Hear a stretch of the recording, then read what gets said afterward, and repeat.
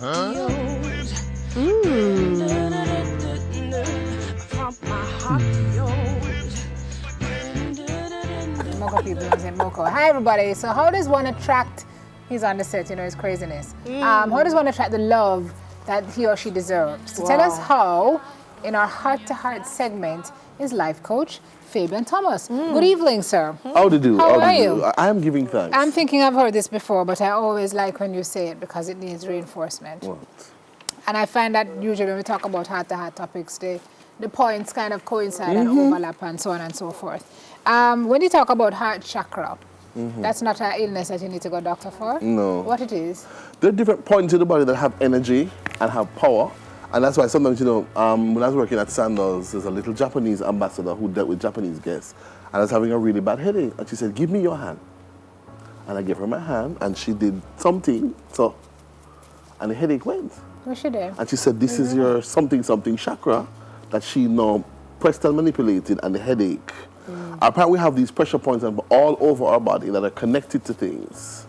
And if we know how to manipulate them. So the heart is the center of life and love. You feel good in your chest, but you also feel pain. Like some of us, when your chest tightens, literally, physically, you feel your chest go like this. Some people, when they get upset, they can't breathe. It's from this happening here. So it's the center of life and love and joy and all that stuff. And so your heart chakra is powerful and important. Wow.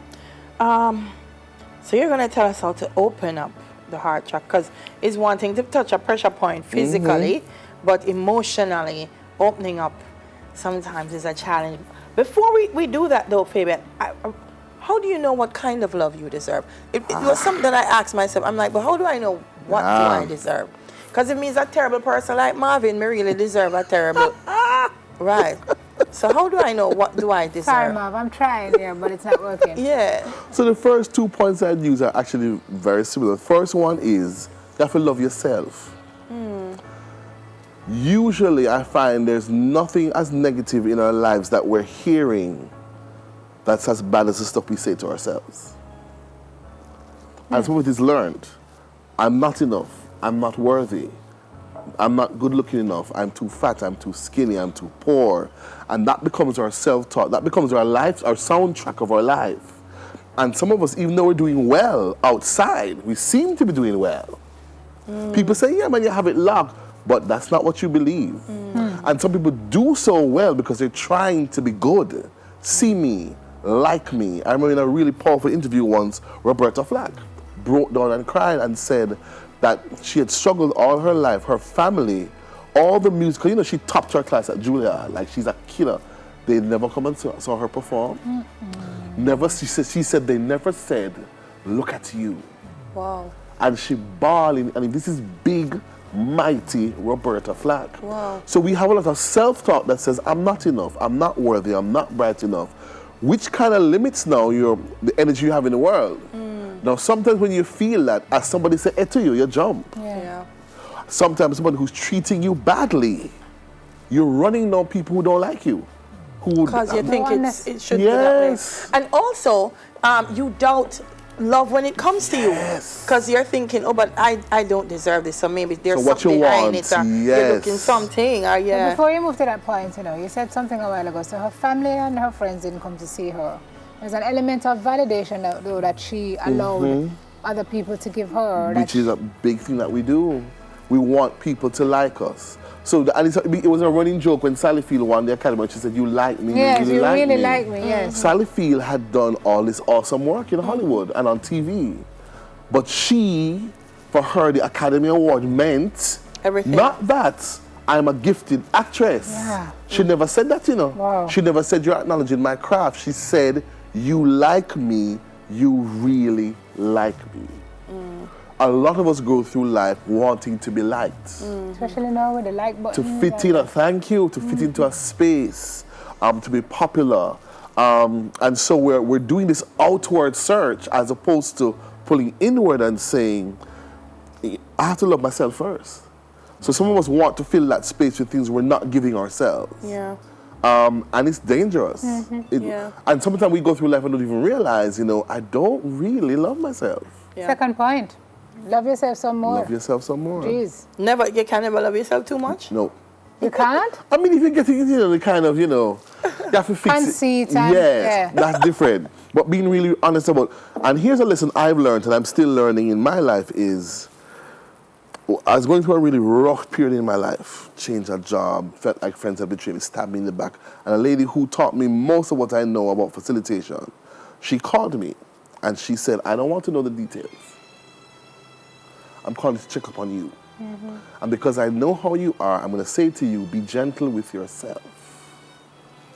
Stop picking about what you did wrong. Love yourself. And I think that thing of saying to myself, I am enough. It doesn't mean I'm perfect. It doesn't mean I stop trying. I'm enough. I am worthy.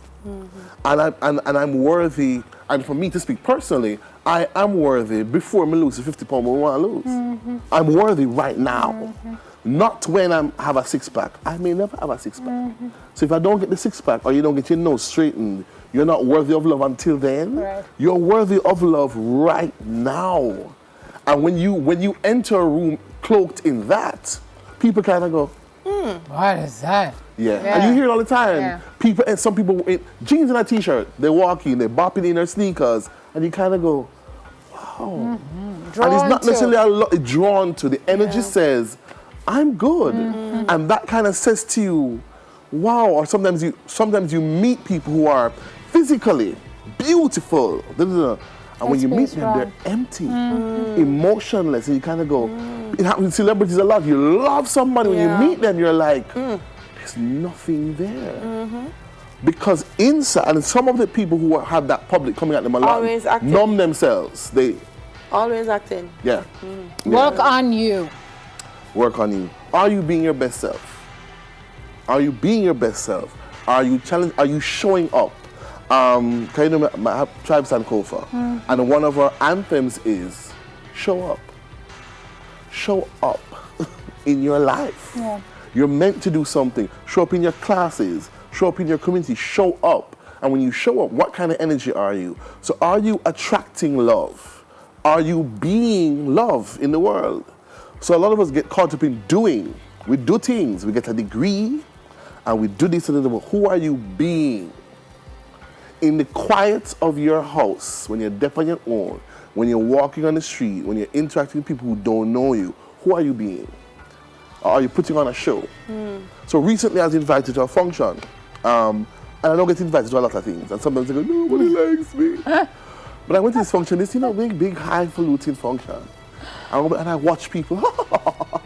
Hate that. And I was like, you see, spirit, this is why. You don't get Yeah. You don't, because you know Yeah. I don't belong here. So if you are constantly posturing, so when you work on yourself, you draw and attract to you the right kind of energy. Also, the other thing is that love is not a magic bullet. Love really is the healer of all things, but it is not this thing that is not a script. So I say to people, so you meet somebody, you like each other, you fall in love, you get married. That's when the work starts. Because a lot of us are loving a version of Delia that is in our head. Can we love the Delia that is present now? Because she may never change. So some people are saying, I'm going to fix him. What do you mean fix him? Which means you're saying, little love will help. Thank you. All him need a little love. which That's means what you're I saying would- there's something wrong with him, he's broken. He's a cure. Or if she stopped doing this, this, and this, then she'll be the perfect girlfriend. But what? Yeah. Can you love her as she is right now, flaws and all? And if she never changes, or when he does change, in 5 years when he says, I don't want to do this job anymore. I want to do something different. I want to live somewhere else. So people change and evolve, and if you love the essence and the core of who they are, you're good. And the other stuff is like, oh, let me not morph into loving this other stuff, but the core of who you are. So it sounds cheesy, I tell people, is your partner or the person you're dating a friend you can reason with, Critical. who you can be honest with, who you can be naked with, and not just physically naked, but naked in your soul. Vulnerable. Vulnerable. Yes. It takes me to point 4.